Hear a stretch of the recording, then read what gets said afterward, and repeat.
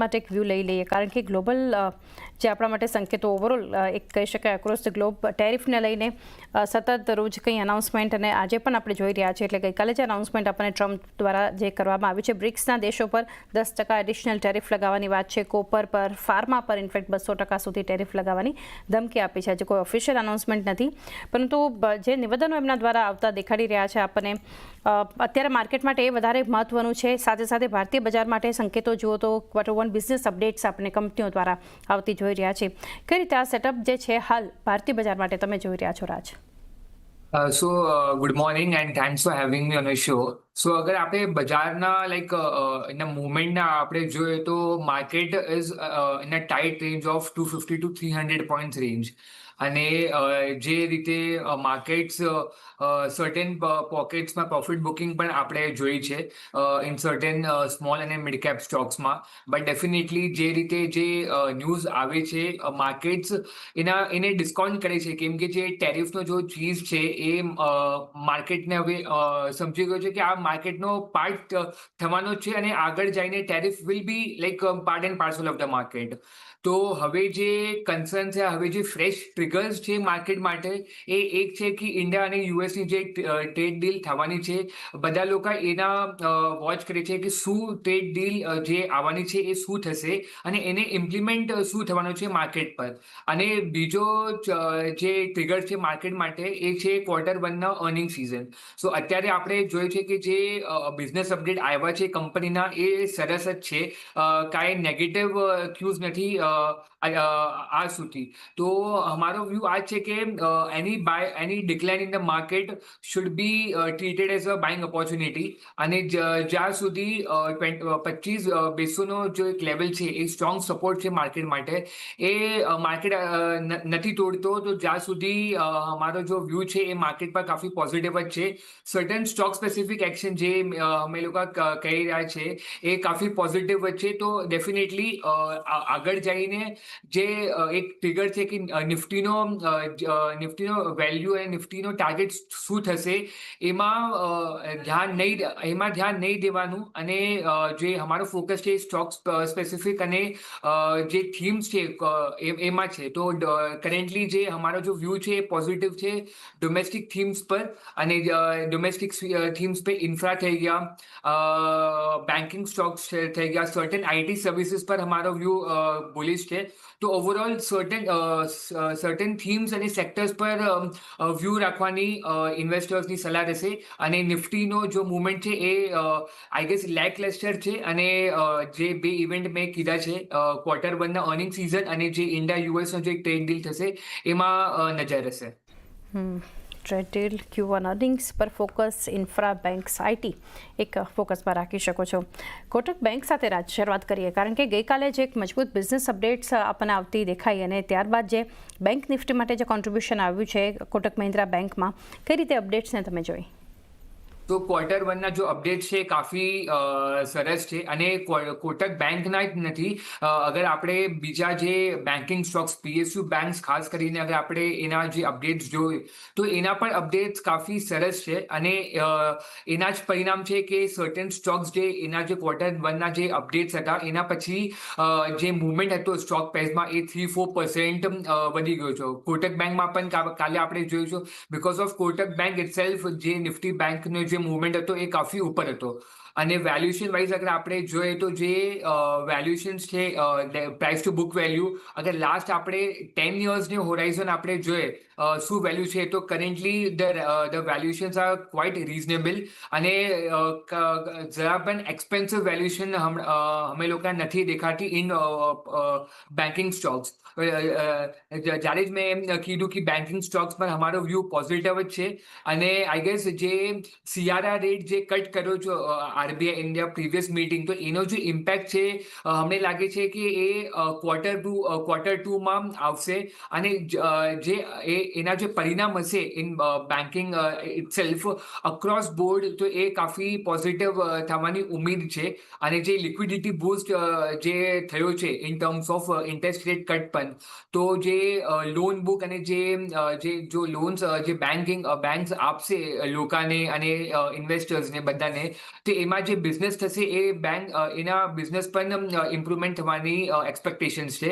અને જે અસેટ ક્વોલિટીનો જો એક્સપેક્ટેશન્સ છે હમણાં નથી લાગતું કે ज़्यादा નેગેટિવ ઇમ્પેક્ટ થવાની ચાન્સીસ છે. તો ઓવરઓલ બેન્કિંગ સ્ટોક્સ પર અમારો વ્યૂ બુલિશ છે. અને ખાસ કરીને જે સ્ટોક સ્પેસિફિક અગર અમારો મત બને છે તો એ મત બને છે આઈડીએફસી ફર્સ્ટ બેંક પર, સ્ટેટ બેંક ઓફ ઇન્ડિયા અને bank of Baroda. IDFC first bank, SBI, BOB આ જેવા બેંક્સ જે છે એક ફોકસમાં રાખી શકો છો. ત્યારબાદ આજે જ્યાં અપડેટ્સ આવતી જોઈ રહ્યા છે રાજ, ટાટા મોટર્સ એના પર એક વ્યૂ લઈએ કારણ કે એ ગ્લોબલ હોલસેલ અપડેટ આવી છે.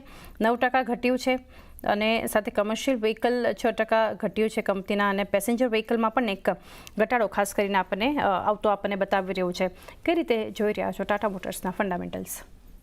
ડેફિનેટલી. તો ટાટા મોટર્સના આપણે જોઈએ તો લાઈક એવરી 10-15 ડેઝ પર કાંઈ ના કંઈ નેગેટિવ ન્યૂઝ તો આવે જ છે. અને એઝ પર પ્રાઇસ એક્શન આપણે અગર વાત કરું તો ઓલ ધ નેગેટિવ ન્યૂઝ જે પણ છે ટાટા મોટર્સના, તો એ લાઈક ટાટા મોટર્સના સ્ટોક પ્રાઇસ યા આપણે કોઈ સ્ટોક એ ડાયજેસ્ટ કરી લીધું છે. અને આઈ ગેસ કેટલા બી નેગેટિવ ન્યૂઝ આવે સ્ટોક ડિપ થાય છે અને પાછો નીચલી સ્તરથી બાઇંગ આપણે જોઈ શકીએ છીએ. તો આજે ટાટા મોટર્સના જે નંબર આવ્યા હતા તે ડેફિનેટલી એનો જો મેઇન કન્સર્ન હતો જે યુએસ ટેરિફ માટે અને એને જે ઇમ્પ્લિમેન્ટેશન હતો એના કારણે જ જે નંબર્સમાં ડિક્લાઇન આપણે જોઈ શકીએ છીએ. અને બીજો જે majority of the revenue Tata મોટર્સના આવે છે from China and Europe countries માટે. તો એમાં પણ જે ડિમાન્ડ છે એ એટલા સરસ નથી. અને મેનેજમેન્ટે એના Q4 નંબર્સમાં કીધું હતું કે જે ડિમાન્ડ છે એમાં એના થોડા બહુ કન્સર્ન્સ લાગે છે. અને જે સેકન્ડ રીઝન છે કે જે રેર અર્થનો જે ચાઇનાએ જે સપ્લાયમાં કર્બ કર્યો છે એના પ્રમાણે જે ઇવી જે વ્હીકલ્સ છે એમાં જે પ્રોડક્શન છે એમાં કાફી હદ તક ઇમ્પેક્ટ થયો છે. ઇન ટર્મ્સ ઓફ મારુતિ સુઝુકીના પણ જે મેનેજમેન્ટનો કોમેન્ટ હતો એમાં પણ એ લોકો આ જ કીધું હતું. અને ટાટા મોટર્સના ઇવીના અગર આપણે માર્કેટ શેર જોઈએ તો એ કાફી ઇન્ક્રીઝ થાય છે. તો definitely I guess all the negative news is priced in. અને એક લાઈક સ્લાઇટ પોઝિટિવ ટ્રિગર્સ મને લાગે છે કે સ્ટોકને અપસાઇડ મોમેન્ટમ આપી શકે છે. તો આઈ ગેસ જે ટાટા મોટર્સની માં ઇન્વેસ્ટર્સની સલાહ આ જ રહેશે કે બાય ઓન ડિપ્સની સ્ટ્રેટેજી વાપરી શકો છો. બટ સજેશન રહેશે કે ટાટા મોટર્સમાં લોંગ ટર્મમાં ઇન્વેસ્ટ કરો, કેમ કે જે ટેરિફનો જો કન્સર્ન્સ છે એ નિયર ટર્મમાં એક હેડવિન થઈ શકે છે. અને એના પ્રમાણે જે ફ્રેશ ફિગર્સ છે એ નથી મળી શકતા in terms of monthly numbers or quarterly business updates. તો આ છે કે સ્લાઇટ પોર્શનમાં બાય ઓન ડિપ સ્ટ્રેટેજી વાપરી શકો છો. અને લોંગ ટર્મમાં ટાટા મોટર્સ ડેફિનેટલી સારો રિટર્ન આપી શકે છે. અને જે નેગેટિવ ન્યૂઝ છે એ આઈ ગેસ પ્રાઇઝિંગ છે અત્યારે ઇન ધ સ્ટોક પ્રાઇસ.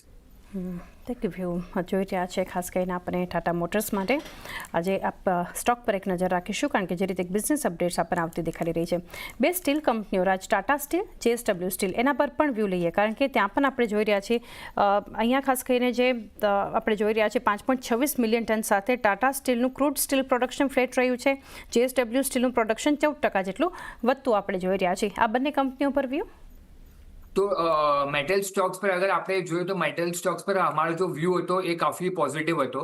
કેમ કે અગર આપણે ઇન ધ પાસ્ટ પરફોર્મન્સ અગર આપણે જોઈએ તો જે ડિમાન્ડ હતો ચાઇનાનો એ પણ ઇમ્પ્રુવમેન્ટ થાય છે. જે ડોલર ઇન્ડેક્સ છે એ પણ અરાઉન્ડ 97 અરાઉન્ડ ટ્રેડ કરે છે. તો એ કાફી પોઝિટિવ છે ફોર એમર્જિંગ માર્કેટ્સ લાઇક ઇન્ડિયા. અને જે આપણે મેટલ સ્ટોક્સ છે એના ખાસ કરી એના માટે કાફી પોઝિટિવ છે.